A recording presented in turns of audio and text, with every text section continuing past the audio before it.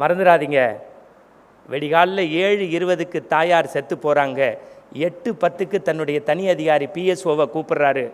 ஒரு அரசாங்க வாகனம் என் வீட்டு வாசலுக்கு வரக்கூடாது. காரணம், நான் பிரதமரை தவிர எங்கள் அம்மாவுக்கும் இதுக்கும் சம்பந்தம் இல்லை. ஒரு தேசிய கொடி பூத்தக்கூடாது.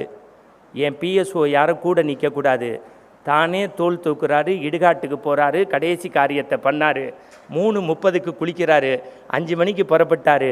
7:40க்கு கொடி எடுத்து, மறந்து விடாதீர்கள் தோழர்களே, இந்த நாட்டினுடைய வந்தே பாரதம் என்போம், எங்கள் மாநில தாயை வணங்குவோம்னு பாரதி பாடுற மாதிரி வந்தே பாரதுக்கு கொடியடிச்சு தொடங்கி வைக்கிறார்னா, நான் சொல்றேன் சார், உலக வரைபடத்திலேயே தன் தாயை விட இந்த தேசம் பெரிது என்று நினைக்கக்கூடிய ஒரே தலைவன்.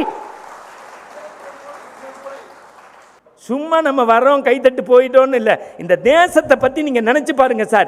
இந்த மாதிரி ஒரு பிரதமர் உலக வரைபடத்தில் சார். இன்னொன்று கேட்குறேன் சார், இந்த நாட்டில் கவுன்சிலர் அம்மா செத்து போனாலே 6 பவுன்சர் பாய் நிற்கிறான் சார். கவுன்சிலர் அம்மா செத்து போனா, இந்த நாட்டினுடைய பிரதமருடைய தாய் இறந்த பிறகு அன்று மாலையே ஒரு தேச பணியை செய்கிறார் என்றால், இதை விட ஒரு அப்பழுக்கற்ற மனிதனை இனி இந்த தேசம் பார்க்க முடியாது.